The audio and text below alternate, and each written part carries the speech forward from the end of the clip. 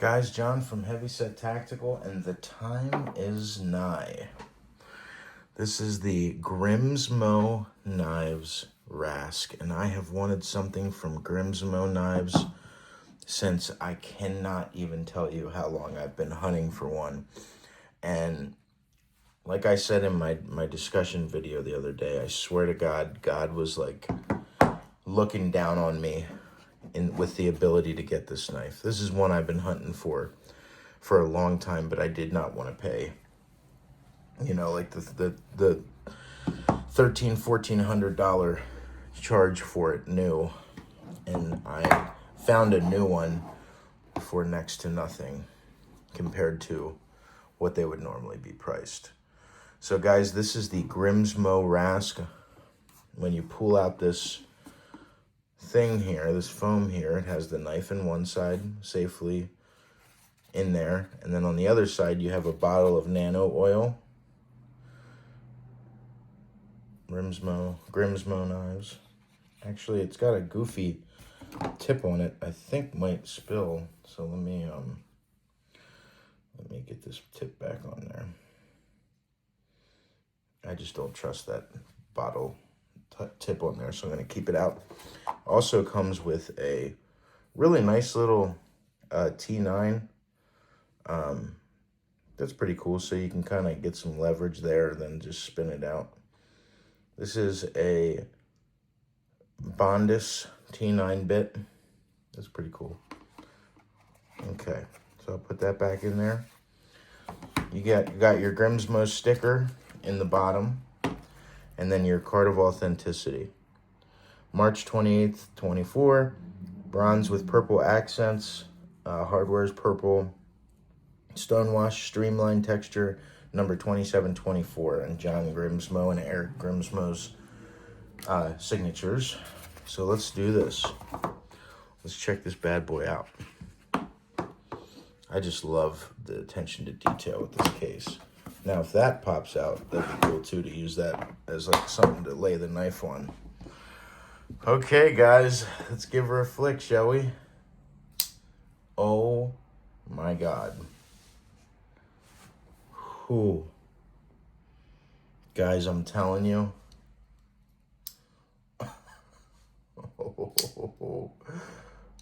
Oh my God. This thing is the epitome. Look at that. It's literally swinging back and forth. This is the epitome of drop shut. Looks like there's some marking on the blade there, just a little bit of rubbing on the blade there. Maybe they had to polish that side a little bit to get its action better to then send it out. Guys, these are brothers. They have a pretty small operation compared to most, and they they just do fantastic work. I believe they're in Canada. I believe Grimsmo Knives is in Canada. And man, if you can see the little milling on each one of the body screws there, and then their logo milled. It's just the attention to detail for me that is just so nuts. And this is that this is that milling pattern that I really like, the pinstripe. This is the only billboarding on this knife is Rask number 2724 RWL 34 steel. RWL 34 is kind of like a it's a good stainless. I would say from my testing, it's in and around CPM 154. A lot of people tell these guys, you know, why don't you use this or that? Why don't you use a better steel, like MagnaCut or like LMAX or like 20 CV. I love 20 CV. People, a lot of times these days, people don't like 20 CV as much anymore, but I do. So, you know, why don't they use this or that? Well, I can tell you that a lot of knives, like I think Hog House Knives, which is another American-made small batch folder company, there's a lot of guys that use 154 or that use RWL 34. Usually there's some American companies that don't, But for some reason, there's a lot of like really high-end folders that I've seen in RWL 34, especially over in Europe. I got a Scandi made over there that was in RWL 34. So we're gonna do size comparisons. So let's do some size comparisons. This is the Grimsmo Rask next to the TRM Atom in lizard skin pattern titanium scales. Oh, it's a little tight today. Then next up we have the Chris Reeve Umnumzahn, glass blasted. So it's a little shorter than the Umnumzahn. It is a full-size knife though. It's a little bigger than I thought it was going to be, which I am not upset by. That is fantastic. I like larger folders. This is the VECP by Les George. Some of you guys that are high-end folder collectors, I'm trying to show you what the Rask looks like compared to some knives that you might have. Here's something a little more basic. There's the PM2 Salt, which is the same size as the regular PM2. So it's about 1/8 of an inch shorter than the PM2, maybe 1/4 inch. We got the Quiet Carry Drift, large.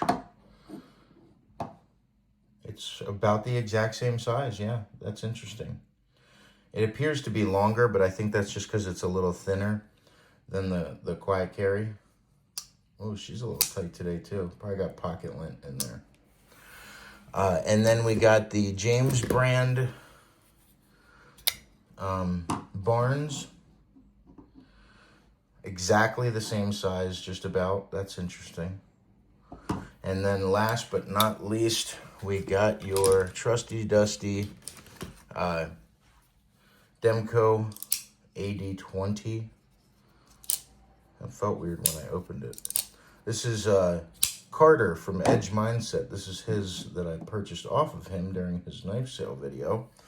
So it's got about a 1/2 inch, maybe a little less on the AD20, a little shorter than a 1/2 inch. So you guys know what I'm trying to say. So it's got a beautiful stone wash. I am really surprised to see that little mark there. That is either someone that purchased this as a factory second before they sold it to me. It's had one owner. I got it from a guy I really trust that sells. He usually sells on eBay. But guys, the detent is perfectly tuned. Oh man. It'd be really hard to fail this knife. Okay, you can if you do it light. Okay. But that's me kind of catching the other side coming around. This knife takes almost no pressure, but has a nice detent, so it's not going to just pop open in your pocket. So let's talk about the ergonomics. I have a really meaty hand. My hands aren't enormous, but my palms and my fingers are wide and my palms are pretty wide. So yeah, that's actually, I did get this for a great price. Maybe it had some issues with the action and the guy took it off and just polished that area a little bit. Or it could have been sold as a factory second for $100 less. I think they rarely do that, but do that. Guys, this is the bronze with purple hardware. I think it accents great. I think that this knife is just fantastic. I'm looking at the lineup, and the lineup's a little funny. Let me see. That's interesting. Okay, we're going to do something real quick. I think that this pivot screw is a little loose. So let's pull out that T9 that comes with it, and let's see what's going on here. And guys, this is me showing you just how real my channel is. I'm not going to, I'm not going to not show you guys. Oh, yeah, the pivot was loose. Okay. Oh, my God. To still have that drop shutty action, Perfect solid lockup. Okay, the pivot was loose. Oh, there we go, baby. Look at those clearances, dude. Look at those tolerances. Ready? That's dead straight on. It's hard to show it tolerances on camera sometimes. Look at the tolerances between the blade and scales.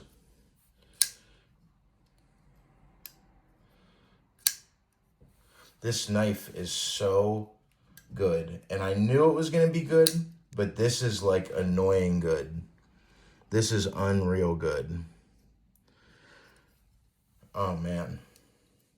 You know what I might do? I might take that blade and tumble it for a little longer to get that out, that clear spot. They used a super high polish, high grit paper and polish that blade a little bit.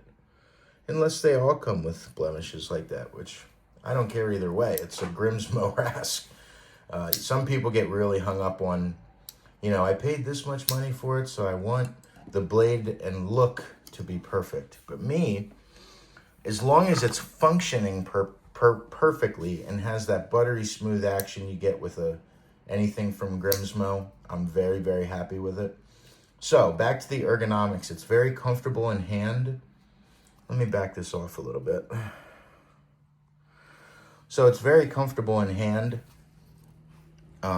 It has a really, really nice, comfortable lockup on your finger there. And then, as you can see, everything is super polished right on this choil. So you can just come right up on the blade, which I really do like. I don't think folders need choils, but they took the opportunity to put a nice sharpening choil in there and then roll it right back into a spot for your finger, like a half moon spot there for a choil, which is pretty cool. That I'm okay with. Guys, Grimsmo knives are inarguably one of the top makers. You know, you got three, in my eyes anyway, you got the three top choice folders, right? All similar prices, all similar standing in my head. You got this, Grimsmo Rask. You got the, whatchamacallit, the SPK Lamia, and then you got the Roosevelt by Oz Machine Co. Those are my three top knives, and I got 2 out of 3 now, so I'm happy. I'm really happy with this. This is a knife I've always wanted to check out, and it's a solid lockup. You can see, man, I don't know why when I get close today it's not focused. Oh, that's because I have it in 4K, so it has to be a certain distance away, kind of like a GoPro. So if you guys can see all this milling, right?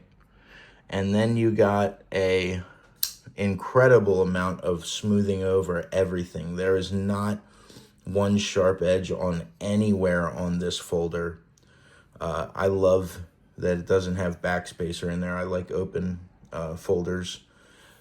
Speaking of open folders, you know what I just got that I am just fallen over in love with? Did he just say he's in love with a folder? Yeah, I did. So, from Badger Ordnance, I actually got recently, it came in a Hogue pouch. He didn't have the original box or packaging.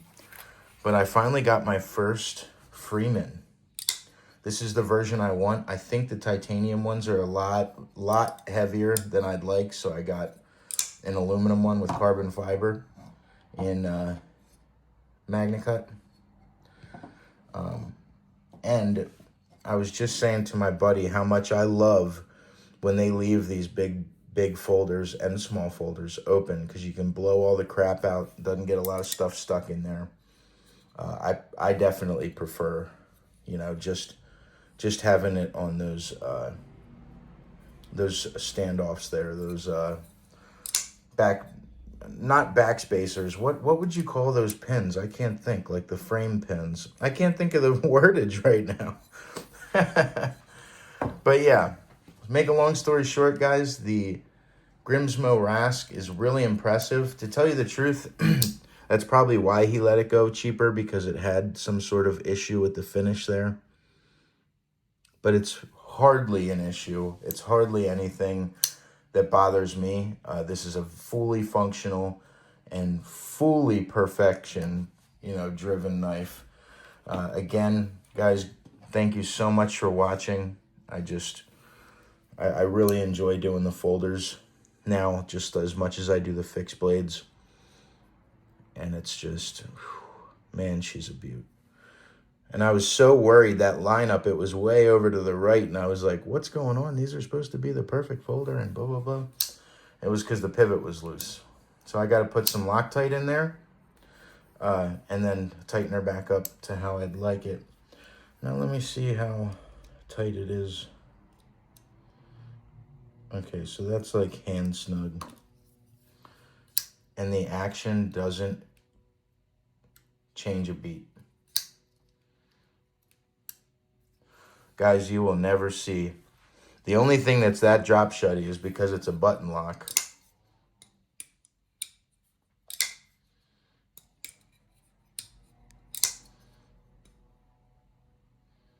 Is because it's a button lock. The Freeman. This thing, for a frame lock to be that good. Does it have an over travel? Stop. Yeah. Yep. Okay. I didn't know if it did or not, because it's so easy to disengage that lock. But it's not too easy. Still got a solid lockup. Looks like 40%. Maybe 50% could be argued on the lockup. Guys, we're going to do cut tests with this. We are going to be using this knife. You guys know me. I like my high-end knives. I like carrying them. I like using them. I might not take it to work out in the shop, this specific one, because I don't want a lot of grit down in there. But I probably will, So let's check out the edge. Ooh. Crispy. It's kind of easy to hang up in that choil. Yeah, she's super sharp. Ooh. So it's not razor sharp, but it's really, really sharp. And it's got a nice thin profile. Really thin behind the edge. Not too thin to where I'm worried about its stability or point. And you guys can see, let me get rid of this paper. You guys can see the tip there. It's got a little bit of meat behind it. It's definitely not something I would ever pry with or, vice versa. But what a beautiful knife, man. I just can't even believe I finally got one. So let's talk about the detent. Okay, so you unlock, and I think there's just okay, it's right there. Right there. So it's very high up. That's good. Oh man, it's so comfortable. It really is. Even in a reverse grip, it just makes a lot of sense in my hand. It's very comfortable. I'm not getting any hot spots, any uncomfortability. The shape's really nice, how that blade kind of dips downwards. Kind of has a downward slope to it, because then that puts it forward for making your cuts, draw cuts, whatever. It's comfortable holding it like that. Guys, this is a hell of a piece of machinery. And I'm so pumped about it. Oh my God. Whew, I'm pumped about it. Tell you the truth, the only knife I wanted more than the Grimsmo Rask was the first addition to my collection recently, which was the VECP by Les George. This one's customized. It's got bark, what's it called? I'm having some issues with my freaking camera these days. Let me just, adjust it to the table and we'll keep it there. It's got bark texture on it and bronze anodization on the thumb studs, and everything else is nice glass blasted. And then the Freeman, that's the other one I've been dying to get my hands on. And I finally have acquired some of my grails, so I'm really loving it. But guys, this Grimsmo Rask is just a whole nother level as far as ergonomics. Or I'm sorry, as far as action and just overall presentation. It's just quite a mystery to me how they can, how they can do this. Guys, even under the pocket clip is milled. Inside the scales is milled really, really nicely. It's like they just care so much about the presentation of this knife. They do things that aren't technically necessary. So, again, I'm kind of bummed out about these markings on the blade. I'll have a talk with the seller, and it's something I can fix. I have the equipment to fix now, but thank you guys so much for watching. I'm really excited to do some further content with this, and I just wanted to show you an unboxing. Let's look at, real quick before we go, overall size is 8 inches. Blade length is 3.5 on the dot with a 3.25 inch cutting edge. Because of that choil area, that sharpening choil takes you to 3.25 from 3.5. So it is a full-size folder. But guys, I'm just loving this. It's like 100 thou thick. It's a good thickness. Thank you guys so much for watching. Don't be afraid to like and subscribe. And I hope that you guys have a blessed day and just a fantastic week. So thank you guys for watching my channel and watching my unboxing. Have a great day.